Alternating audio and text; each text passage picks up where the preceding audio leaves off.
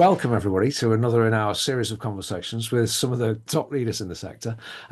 Just to remind us, this is probably seventh or eighth session we've had. The genesis of these was really the recognition that things are getting tougher and tougher for civil society organisations, from austerity and pandemic and Brexit and cost of living crisis, inflation, costs going up far faster than income for a sector at the time when the need for support is only growing.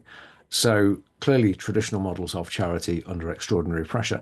And we've talked about alternatives from social enterprise to systems change, collaboration, collective action, all those things. But generally, we've been talking about them at a kind of national level. But all these things are at least as relevant at a local level too, if not more so. So today we're talking about communities, taking that perspective about the potential for us to find solutions there, what it might take, how to enable them to emerge, etc., etc. And we're going to be having that conversation in the extraordinarily good company of two of, I would say, possibly the most strident defenders of the power of community, Dame Julia Cleverdon and Matt Hyde. So for those who don't know, which I can't imagine as many people. So Matt Hyde, he took on the role of Chief Exec of Lloyds Bank Foundation for England and Wales about a year ago, 9 months. And prior to that, he was, I think, for something like 11 years, Chief Exec of Scouts. I'm getting nods, so I'm on the right track. He's also the Vice Chair of Comic Relief, a patron of Unlock charity, and co-founder of the Big Help Out with a previous guest, Catherine Johnston. So first, I'm delighted to have you here, Matt. Thank you very much for joining us. And and alongside Matt, we have someone who's this is her second appearance on these sessions, having had an impromptu speech at the end, or after popular demand, forced her to do it in that session strangely enough, with Catherine Johnston. So it's the fabulous Dame Julia Cleverdon, as I mentioned before, Queen of Collaboration, Chair of the National Lottery Community Fund, co-founder of the I Will movement, and one of the EMCCA Commissioners for Inclusive Growth, and was for 17 years the Chief Exec of Business in the Community. So welcome, Julia, and thank you so much for joining us too. Honor, privilege, delight. Great people on the chat, I can see. Yeah, they are a good bunch, and hopefully we'll get some good questions coming through because I will run out of things to ask, I've no doubt. Now, I know you're both, just to warm us up, I know you're both passionate about community, and Matt, I had the absolute pleasure, I was going to say honor, and it was, but it was also a pleasure, of hearing you talk a little bit about this. We did a management team strategy day, and you did this wonderful kind of 5-10 minute cameo. So if please, would you be willing to share some of those thoughts that you shared then, or however you just tell us a little bit about why community is so big for you? How did you get to the place where you are with it? Yeah, well, great to be with everyone, and well, I think this is a deeply, deeply personal answer, and it's probably why I ended up in the whole world of social change and social impact. So my upbringing was above a family business in rural Cambridgeshire. It was, I often say this, run like a not-for-profit, not just because it didn't make any profit, but because it was all about how you made the community work. That was its main role, its main focus. It was promoting volunteering. It was promoting how to raise money for things. But also it was mum and dad and the family business of 4 generations were very connected to the church, very connected to the organizations that made that whole community thrive, whether that be Scouts, whether that be Rotary clubs, whether that be Chambers of Commerce, whether that be the school. And Julia will talk more vividly about this. And so all my belief system is grounded in that original experience. And then throughout my career, I went and worked in the student movement. I see Eddie Ward's on the call. And I think inevitably I was drawn to the world of student unions because they're their own communities as well. And interesting that universities and further education are communities within communities. So when I later worked at Goldsmiths in somewhere like Deptford, that's quite a strong identity of a community in New Cross. But actually, Goldsmiths then became an engine, and it was its own. So you kind of had to deal with those town-gown relationships as well. obviously, ultimately, I went to the Scouts. Scouts is the ultimate community organisation, right? I mean, 7,000 plus different scout groups, 25,000 cub packs and scout troops and beaver colonies and all of that, all across the UK, and a global movement as well. I So thought I did, but I think it's a someone's not on mute. Oh, no, we are. And I think the power of that is that they are those federated models have the kind of power of the national, sometimes the global, but the local as well. And I think this ultimately is all about identity and belonging and your place in the world and your ability to connect with a community. And either you're angry about it, the state it's in, and you want to do something about it, or you have that sense of pride and all the symbols that go with that, whether it's your scout group or your football club. And so I suppose just to sort of finish my kind of career trajectory, Lloyds Bank Foundation, there's two things I think that's really consistent with that whole journey about community. One is obviously we have funded predominantly small local community organisations. Those organisations are reaching into communities in ways that large public sector bodies and sometimes large charities can't do as successfully. They're with the refugee or the asylum seeker, or they're in the domestic abuse or domestic violence charity, and connecting with people in a very, very specific way that is connecting to that person's identity to build trust and confidence. But the other thing we do is place-based systems change as well, by bringing this is Julia's entire career has been about this, bringing all the actors in an ecosystem working together to build that sense of what a community is about. So, it's this is my passion. This is what gets me up in the morning. And I think it's absolutely essential that this is one of the key issues of our day. Whether you look at the local elections, whether you look at what's happening in America or the Western world, unless we can connect with people in communities in their own terms, we're going to fail as social change organisations. Well, that's quite a powerful intro. Thanks, Matt. Solid answer. Excellent answer. I don't know what you'd add to that, Julia. I've taken some notes on that. I guess there's a temptation for people like me to see this as being something which is kind of fashionable and relatively new, the Commission on Neighbourhoods and all this sort of, there's a zeitgeist around this right now, as Matt was talking about, but you've been in this space for a long time. What do you say? I guess if communities are the answer, what is the problem? What problems does it solve to get into this level of work? Well, I mean, how dare I follow Matt, most fluent advocate in the bloody place. But I do it as well on why do I think communities are so important, and why is that where you start in my book. I am very, very boring for making a point that there are two different ways of taking decisions in Britain. You can take a decision as if you were a cafetiere. You can seize hold of the steel handle at the top. You can plunge the message down, crushing the grounds underneath. And you can say, we are going to have, whatever you like, levelling up, education performance, blah, blah, blah, blah, blah. In the end, that's one way of making very strong coffee. And occasionally you need it. But actually, the better way, in my experience of taking decisions, is to bubble it up. Percolators produce better decisions because you're catching it from the ground and the context and the way in which that place and that soil and that nurture and that history feels. So I started my working life in British Leyland's Swindon Body and Assembly Plant. In a plant with 30,000 men on one site, I was the most junior industrial relations officer. I knew nothing about car making, but I rather was fascinated about what the issues were. And the issues were fantastic shop stewards who knew more about what was going on than the supervisors did. So by and large, the shop stewards were the leaders of the floor. And I, carrying the notebooks into the negotiations, learnt a lot about power, leadership, communication, all the rest of it, and about Swindon, where we happened to be based. And the best shop stewards were the greatest volunteers. They were all running the scout troops. They were absolutely incredible.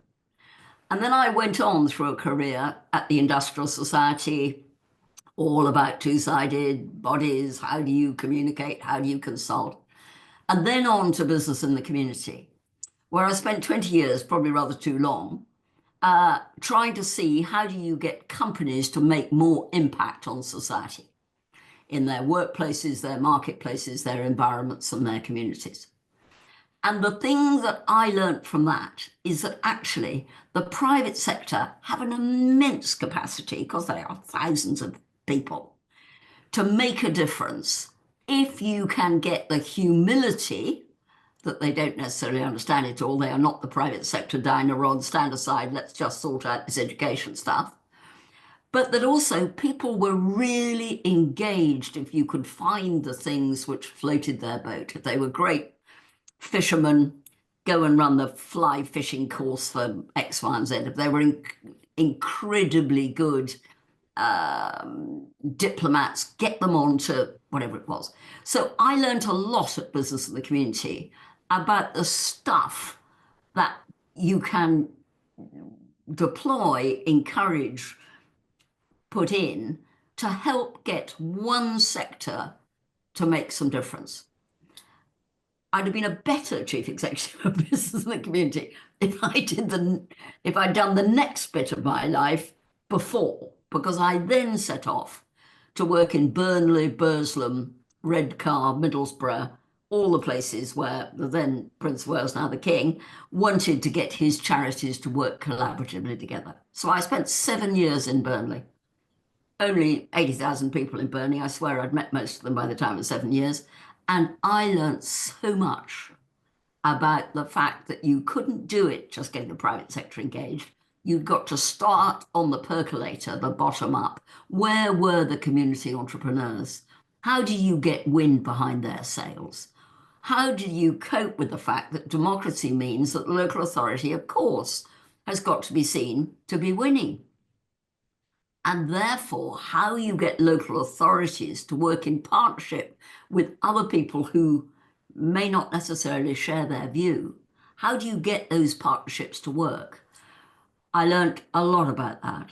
And then the same moment I was involved immensely, to my joy, in the commissioning of Teach First and the getting of a whole great group of young graduates to come and teach in the poorest places where we needed the greatest energy and drive to raise the game. And I saw in London the fact that we put 2,500 Teach Firsters into 10 square miles of London raised the performance. So did lots of other things. Tim Brighouse, great leadership, marvellous school heads, all the rest of it. But what I then learned out of Teach First is that you could send, encourage, get X hundred young grads to come and teach the subjects that needed most focus in very poor places, in the Grimsbys, in the Blackpools. But if you didn't get the leadership structure and the connectivity for them into that community, you know, it was like the Somme. They were just running into the mud. Mm-hmm. And then I went on into the I Will team with Matt, recognizing that actually too frequently you're sitting in rooms of aged characters, and I'm pretty aged now. I must be the oldest person to chair the National Lottery Community Fund. I can't think why this task has fallen to my hand, other than my husband always used to say, you must run the last lap the fastest. That's what I'm going to do. So actually, what I learnt out of all of that time was the importance of young people's voice. And that's stayed with me, and I'm still passionate about that. I think the lottery are doing some great stuff. We just got our first young people onto every one of our boards and committees. And the voice of Ellie at yesterday afternoon's board meeting for the National Lottery Community Fund moved the whole conversation along. So where I am now in this incredibly fun role of an important role and responsible role, you know, we've got nearly £1 billion to spend. And how to do that well. We've just launched our impact strategy today, which I hope and pray is going to give much greater learning for everybody about what do we know actually now works. Because when you say, as I think you're going to say, why are the same places on the bloody list? I was there when we were running City Challenge in 1981. The same 50 wards in the country are in exactly the same place by and large. However Let much me it's spent. let me come to that. I will ask you about that. I just want to come back to a couple of things first before we get there. So just to try and clarify a few things. It's noticeable for me that one of the things that Matt talked about, and maybe this is not a difference, maybe it's just my take on it, but Matt talked a lot about communities within communities, communities of interest, communities of identity.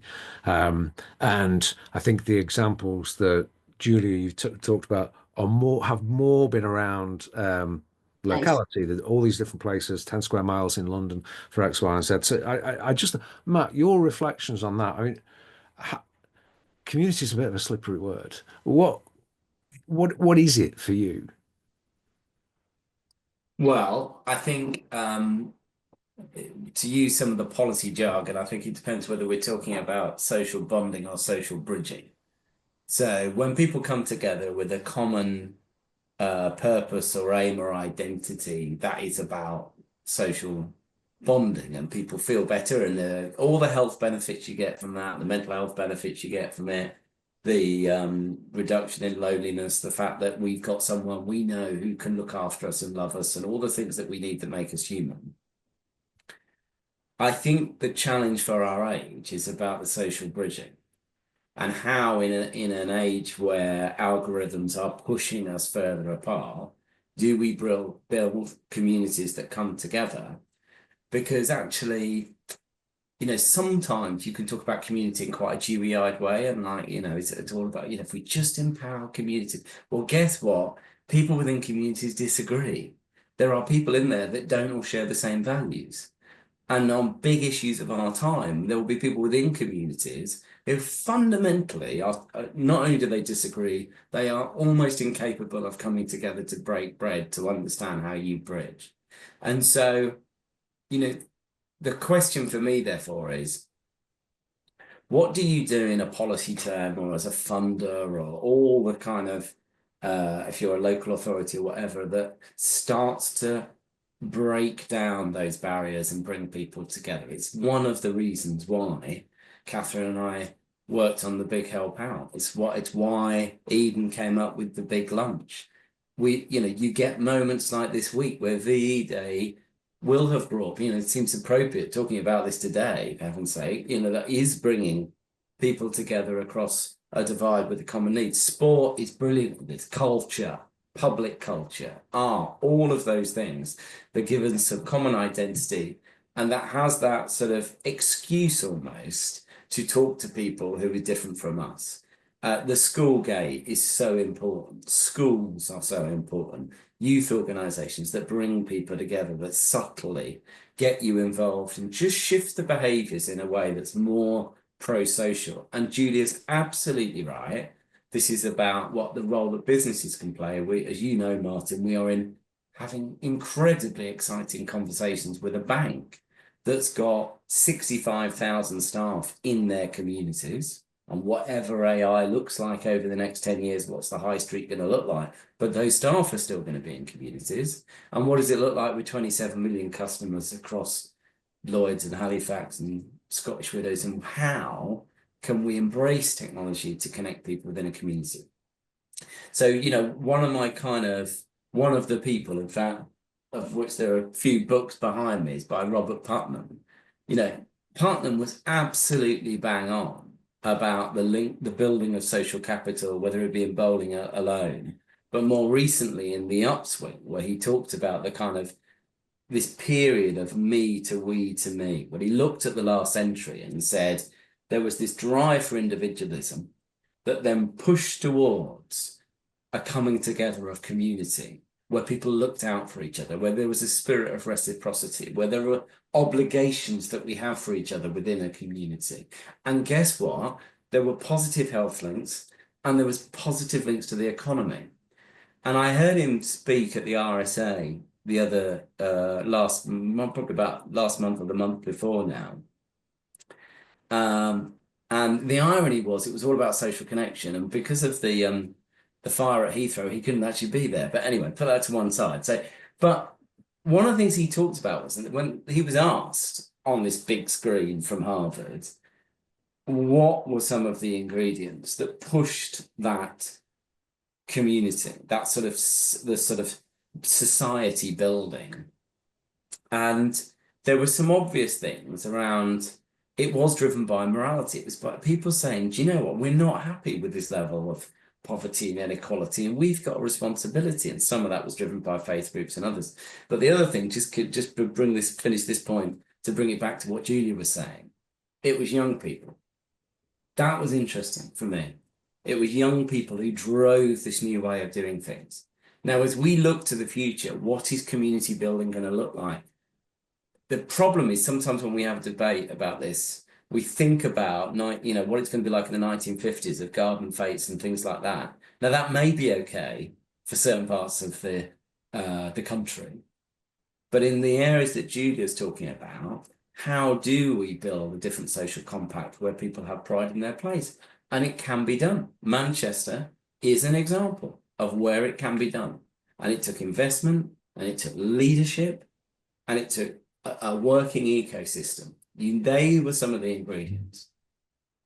There's a few things in there because I want to bring it back to Julia's question that she leveled, but I think that the fact that you've gone back into history, it reminds me a little bit of there was a podcast recently about the what they called the sort of settler movement, Bevan and those that go and volunteer in the same communities for a long time, and it changes you.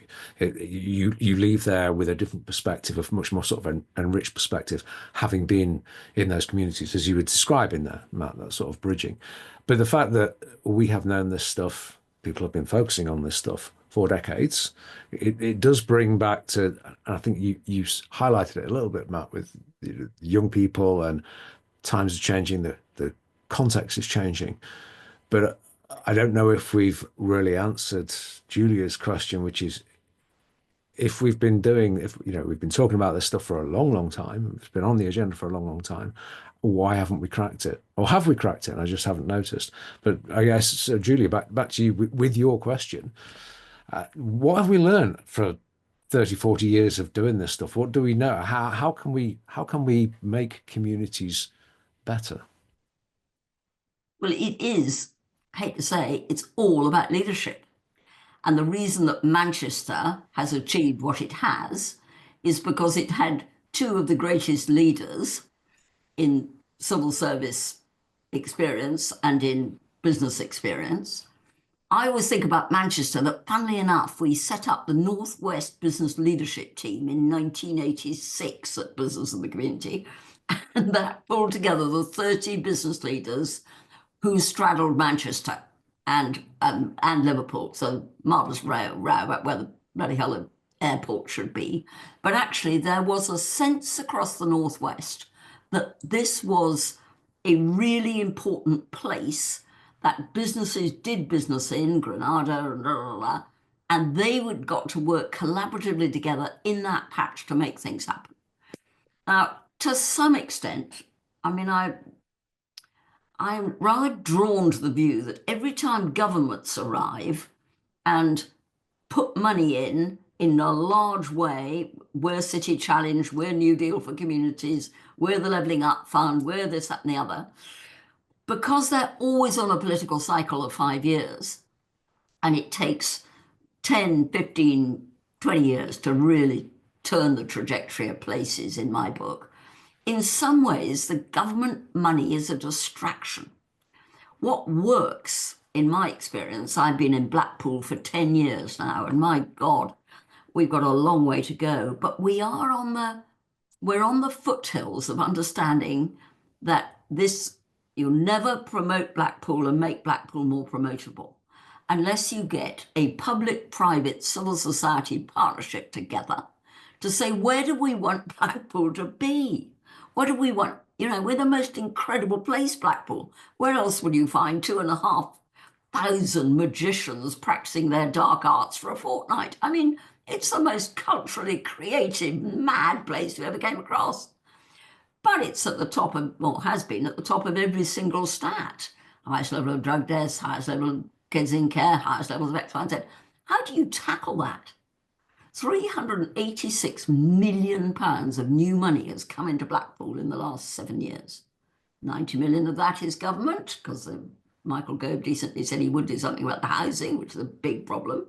But a lot of the rest of that is the energy and drive of the private sector finding ways with a great local authority, led by a marvellous woman, Lynn Williams, to say, how do we do this together?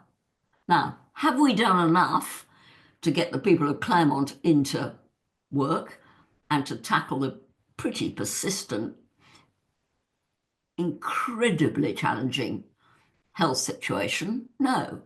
But do we think we're beginning to understand what to do and how to do it? And we're seeing leadership all over the place, from great local trust people who've doing well in one bit, from ex-police chief constables. There's leadership all over the place if you can get a bit of alignment. And of course, Matt's absolutely right. It's not all an absolute walk in the park and how much we all love each other, and part of the challenge now of not only running 5 generations all together, very young, very old, all together, pretty hugger-mugger, but I suspect now 5 political parties in a very different way to where we have been. That is going to require real subtlety, real clarity, and real leadership from all of us. And that's why civil society has such a role to play in this, in my book. I was just going to come on to that because you gave some really good examples there. I mean, Manchester always stands out for me, partly because it's got a century of cooperative history. Marx and Engels studied there. It's got, as you said, specific leadership. Blackpool, to an extent, you highlighted the leadership, and then you look, local council elections have just gone. The number of new incumbents of people that have never been in those roles before, I'm not, not saying anything about the politics or the history, but they are new. There's so many people coming in are completely new to this. And as Matt sort of said, that in communities, there are a lot of times when people will fundamentally disagree with other people. Well, if we're trying to organise collectives between VCSE and local government, etc., there will be those occasions. I mean, your thoughts, Matt, because with your organisation, you're national. How does the difference between whether a community like, large community like Manchester is kind of almost like got this stuff in its DNA versus other places around the country that maybe haven't? As Julia said, there are some right at the top of the list of all the multiple deprivation stats, etc., that are really, really poor condition. How do we, as civil society, choose where to put our focus, or is that even a relevant question? Well, I think it kind of depends on the organization, but as a civil society as a whole, I mean, let's locate who we are and what we do within the context of the moment, right? The moment is about a divided society with an economy that is struggling to kickstart, where there's not enough housing, with a climate crisis and everything we're facing as a country and a world. And the reality is, the state will never be able to achieve all of that on its own, and certainly not at a time when it's financially challenged. And the uh, the business world, that there are lots of places where there is market failure. That's where our energies are focusing on as a foundation, which is, we need to be going where there is market failure, where you've got people where there's huge levels of debt and they can't actually get a home and a place where they feel comfortable. So we have to be part of that solution. And if we think it's going to be solved by a civil society covenant, we're kidding ourselves. That's mood music. It's important. It is important because it's a statement of intent. But unless we start thinking in creative ways about how we ensure this is sustainable and ensure we've got capital flowing in different ways, that actually means that these organizations and community-led solutions in all their form, not just charities, but in all their form, are empowered to do exactly what Julia talks about all over the country, and in terms of the answer to your question, then we are not this won't be a decade of renewal. And now, in order to do that, that's going to require some challenging conversations within civil society itself and from a leadership point of view. It's not going to be about being performative. There's loads of us out there who are going to have to engage with whatever political party from across the political spectrum if we're serious about making a difference to communities. That's a mindset shift for some people. That is a mindset shift. But do you know what? That we know from the evidence that is where there is trust from the public in terms of the solutions. And I have to say on this one, particularly with small local community organisations as well, because they can touch it and feel it and see it. You've got Johnny from Hearts Young Homeless here, you've got other people from local Age UKs and Wildlife Trusts. That's our super strength.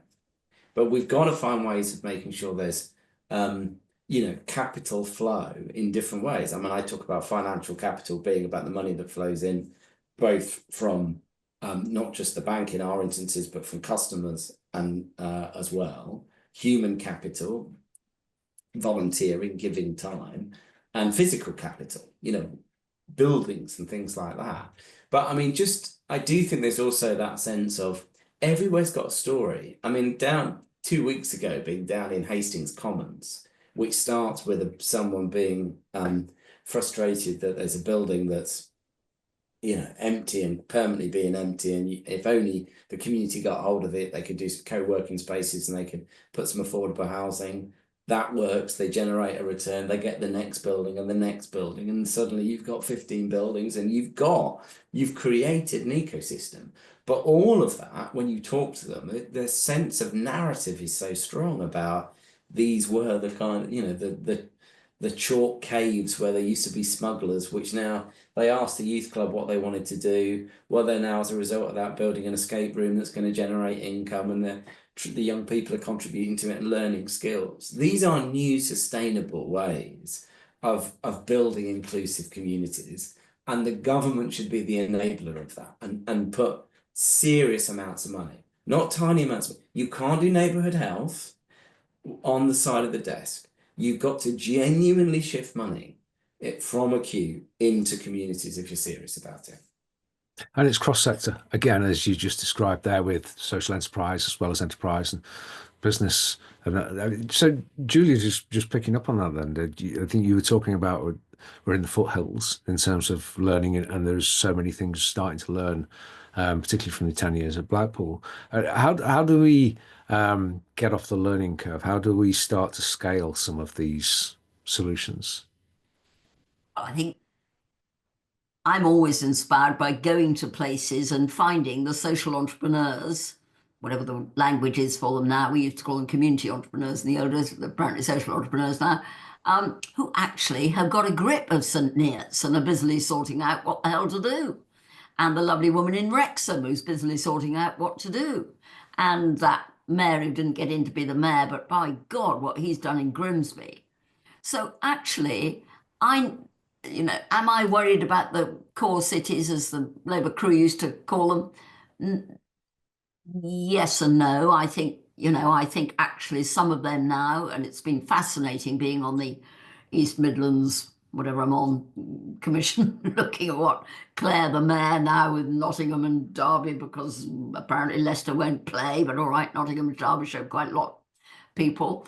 What is the potential for what needs to be done in that place where a mayor can get her arms around the corporates and the private sector and some fantastic community operators in that space and begin to really make some difference? For me, it's all about, and I didn't come with you to Hastings, but I was very impressed by the note.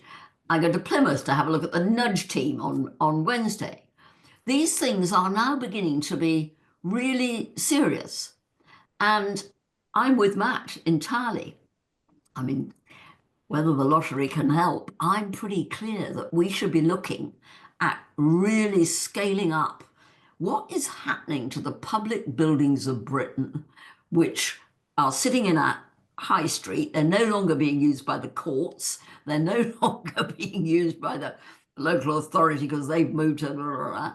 How do we actually get some of the heritage and the history and the spaces which were great community spaces for a particular type of activity? How do we turn them into the services of a new community? So I'm very interested in the building stuff for civil society. I think local trust have done a good job of their analysis as to what's happened in the, whatever it was, 150 million that we handed out. The evidence seems to be that where communities had buildings and owned their own place, they are more sustainable and more impactful.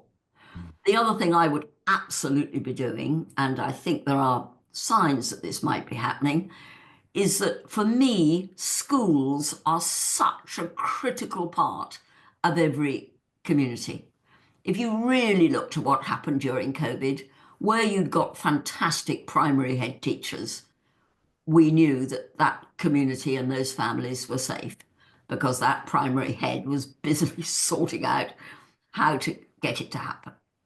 Not enough schools see themselves turning themselves inside out into the community because they're under such pressure about, well, gates for safeguarding, which you can't disagree with, but it does mean that nobody drops in. There's not much of a welcome mat. We don't use those buildings nearly well enough. Consequently, the youth sector spends their time saying they haven't got any pressure on the scout meeting, and. So I think there's a lot to be done on public buildings and space and the relationship with civil society, and a lot to be done with schools and their relationship to their wider community. That's, for me, two areas. And the other, just to add a tiny point, is I learned at the National Literacy Trust that in general, people don't volunteer because they want to volunteer. They volunteer because of something they care about. And I saw in the National Literacy Trust, as we built 20 literacy hubs, that you could find, of course, you could get the publishers in. You know, my God, they're not going to be able to read their books if we don't manage to do that. But you could find the most incredible people who are passionate about literacy or reading or their book club on the poorest bits of the housing estate, who'd come and be literacy champions and bring whole communities that you'd never get to in any other way. So I am a great believer in finding what floats the boat in this place, which you can get energy, drive, and connection on. Matt, what are your thoughts on particularly the buildings piece? That I mean, I would really value your insights on that. Well, I mean, look, we need social infrastructure, and I think there are some good examples. The thing about the problem with a conversation like this is you can take a deficit approach rather than asset-based approach. So when there was the youth investment fund, as I was leaving the Scouts, I've seen 21st century Scout buildings that are like you wouldn't believe, which are massive assets. And I've seen organisations that we funded two, actually. One was in Hastings and one was in Luton, that have come from the Youth Investment Fund And these are incredible facilities that young people will benefit from and have places to go at Luton where you've had record numbers of stabbings and what have you. Physical space is still going to matter, and it really matters. We've talked about St. Neots. I mean, Alex Hughes is on here, brilliant leader of that, and now doing the same thing in Wimbledon. How do you take vacant spaces that you can convert, that become genuine citizens or community hubs that people can own and feel their own space for, and then start to feel a sort of sense of pride of place? You see, I mean, I was quite struck by, Julian and I were saying, we've both seen Sir Trevor Pearce today, which frankly, if we'd have coordinated our diaries, we probably could have done it together. But anyway, Trevor isn't always the most optimistic person in my experience. He's normally quite frustrated about the state of the world. But he made a really good point to me earlier, which it's really struck with me, which is, and I kind of try and do this in some of the communications, certainly in this role, that I try and bring to life. Because there's incredible stuff happening in this country with incredible people. And if we tell a narrative that's about how crap the country is, I'm afraid the populists will win.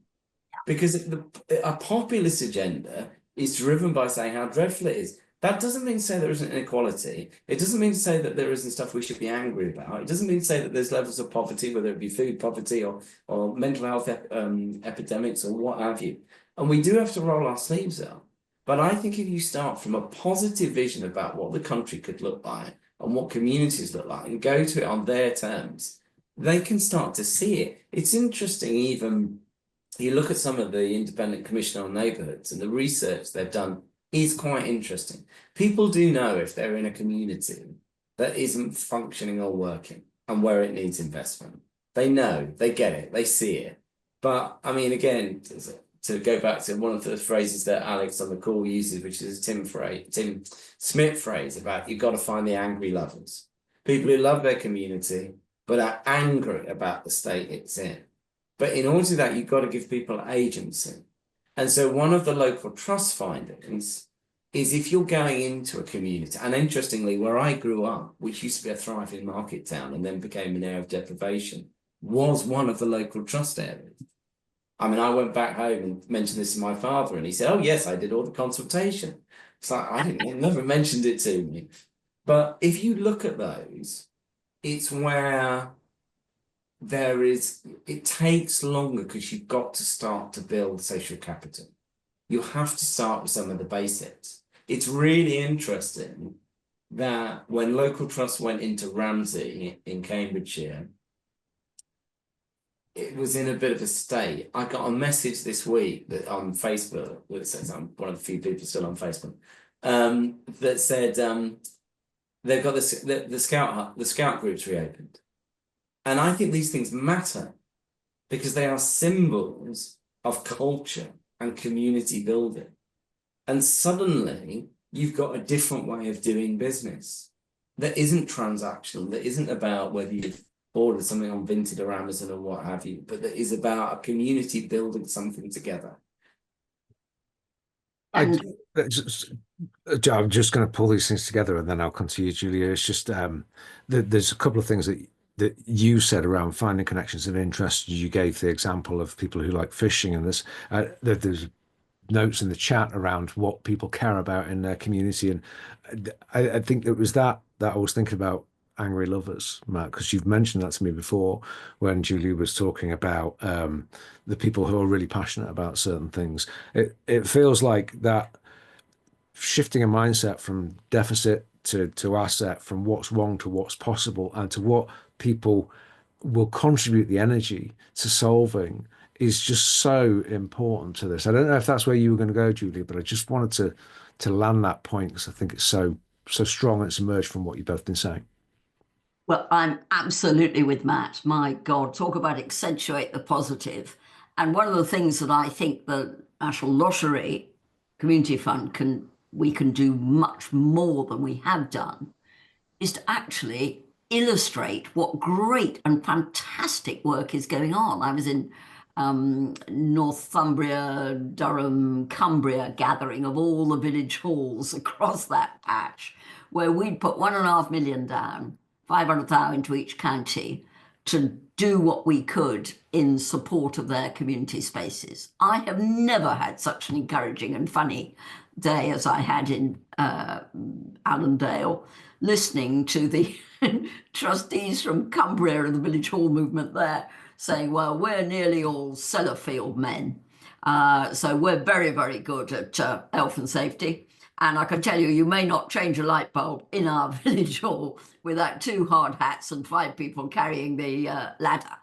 But what they've done, all of them, is that we are now a big environmental funder. We're very, very clear about the sustainability and the importance of communities and their environment and their biodiversity and all the rest of it. And we'd funded, most of those village halls had cut their energy bills by a minimum of 50%. And we're now talking about how they were going to be able to use the money they'd saved on the energy to do better bridging, bonding, everything else. There's some fantastic leadership and great stories going on, as well as, you know, the challenges.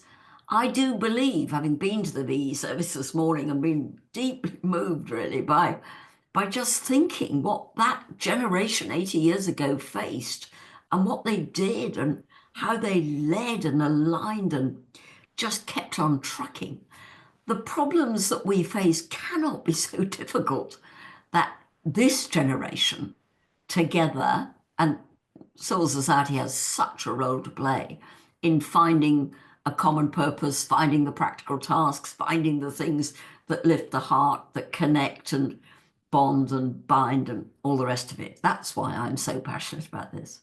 But don't you think, Julia, that in order to do that, you know, if you think about 1945 and that, the period of, there was a vision about what the country could be, you know, and Beveridge's Eagles and how, you know, whether it be about the NHS, it wasn't just about the NHS, it was about housing, and it was also about civil society as well. And this is Hilary Cotton focuses on this in her book. And the risk is we have him, and I'm probably guilty as charged. I've got people who've worked with me on the call who would say, you know, hey, I'm about to criticize bureaucracy, like, you know, chief KPI man. But I think we've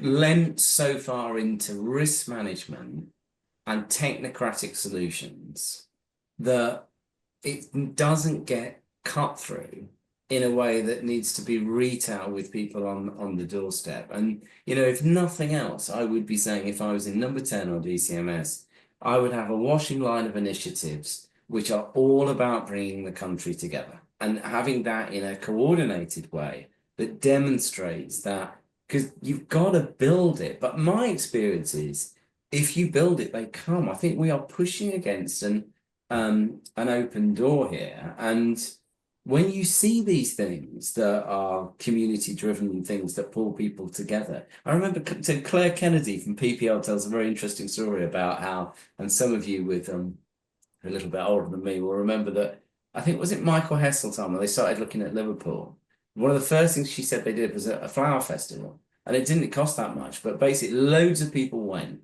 because it was something different, it was interesting.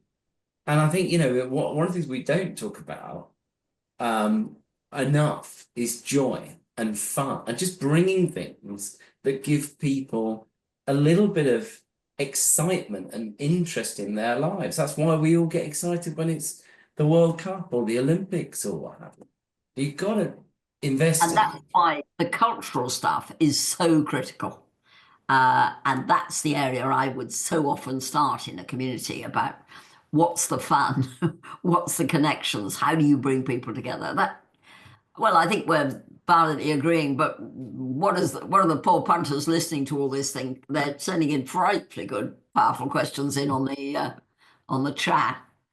Some really good observations coming through. I think it's really interesting what you just said there about start with culture, because if you're going into an organization and it's a bit of a mess, you start with culture as a leader. And you've described communities that certainly several people have mentioned it in the chat about communities solving their own problems. And Matt talked about that as well. If and when they come together, when people can come together.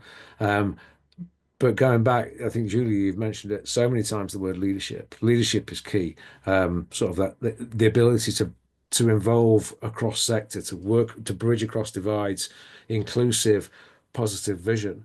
Those seem to be fundamental. And I'm wondering, we've not got anything like enough time for all the questions that I was going to fire at you, but just one of them is because so many of the people who are on the call today are from larger national charities.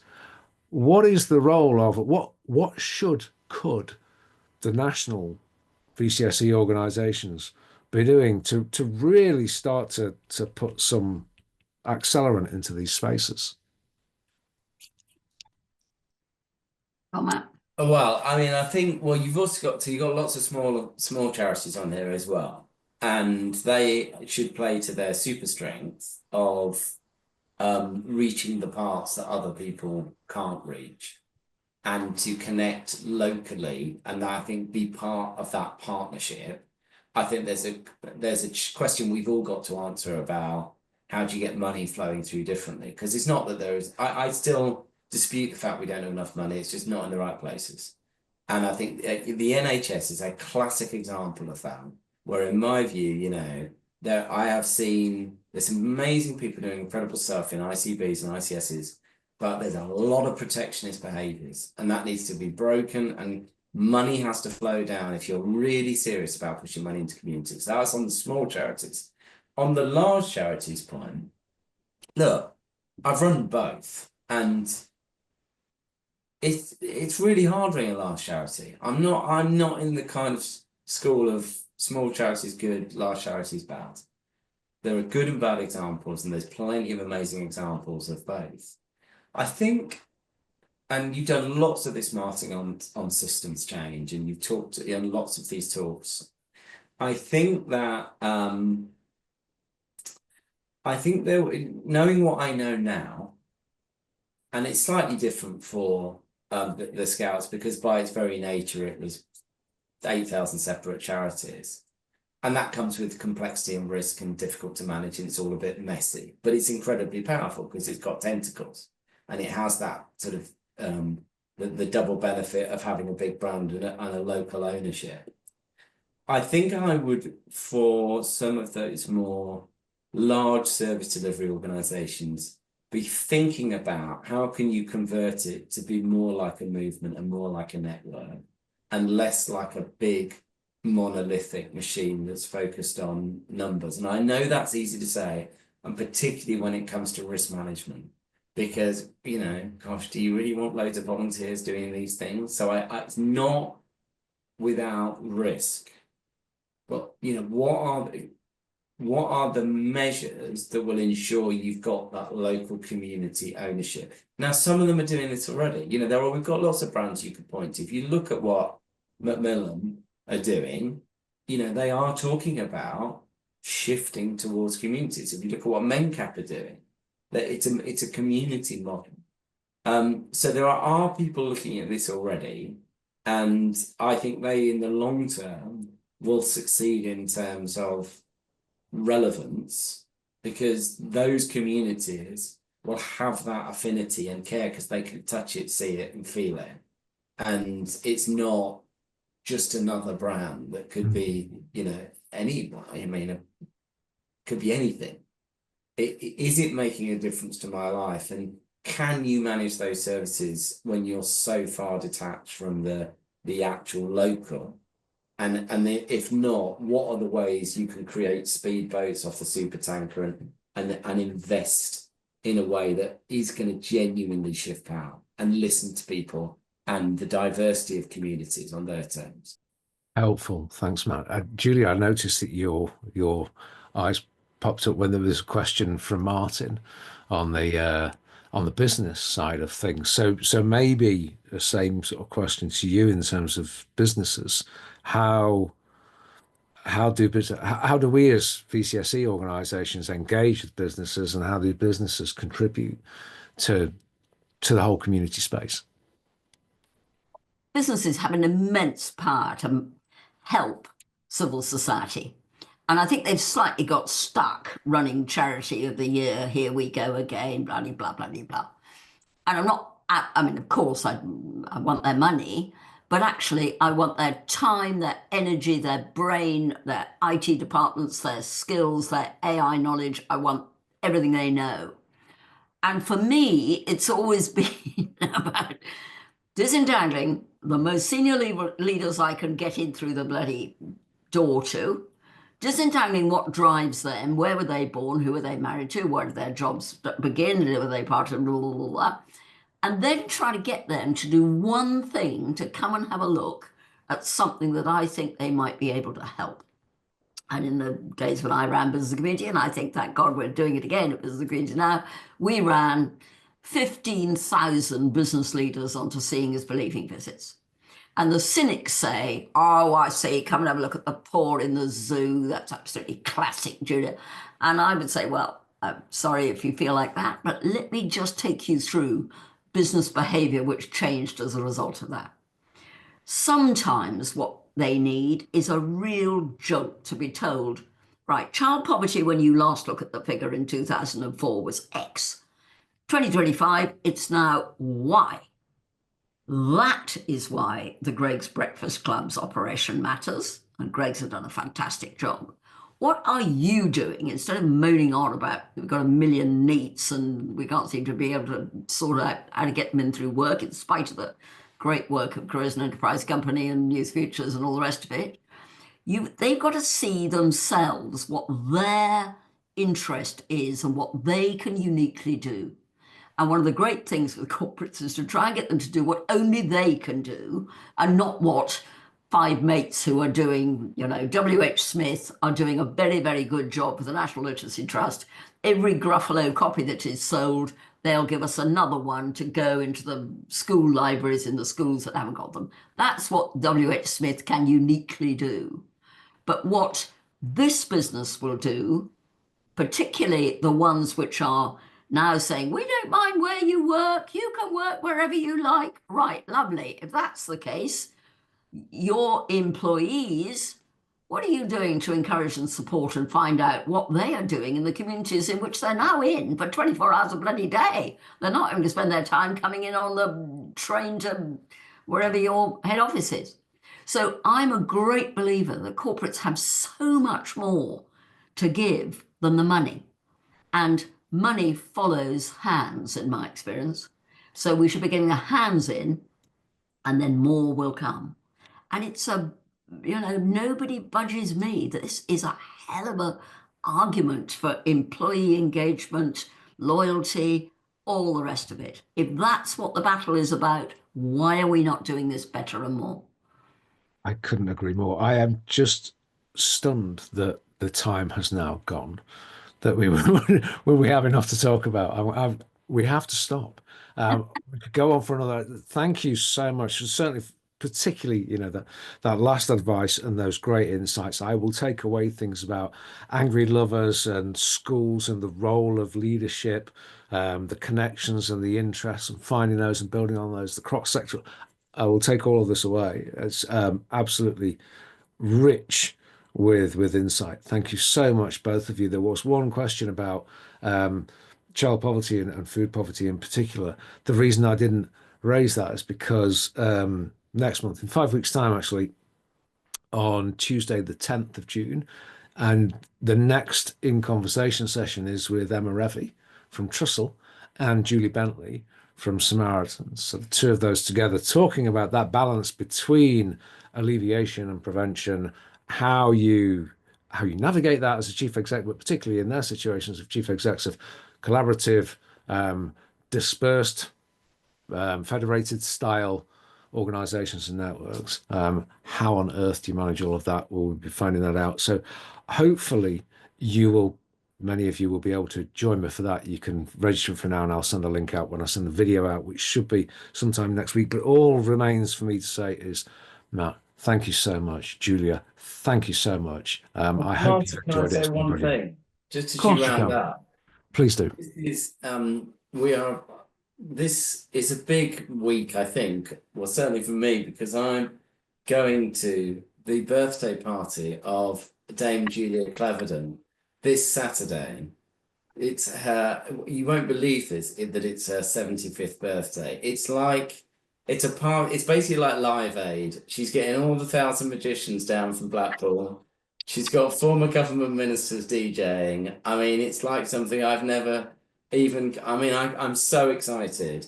But I just think for everyone who will be, listening to this today, either listening back or whatever, wishing you all the best, Julia, but also as a massive inspiration and important figure, both in the world of civil society and in the country, who's been there for so many of us.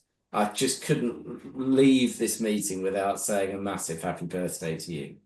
How sweet of you, Matt. Oh, I'm only having inspiring people to my birthday, so thank God for you. Thank you so much, Matt. You did tell me, and thank you for reminding me. Happy birthday, Julia, and many more. And thank you both. Thank you all for coming. And hopefully, we'll see you in June. Thank you, both of you. Take care, all.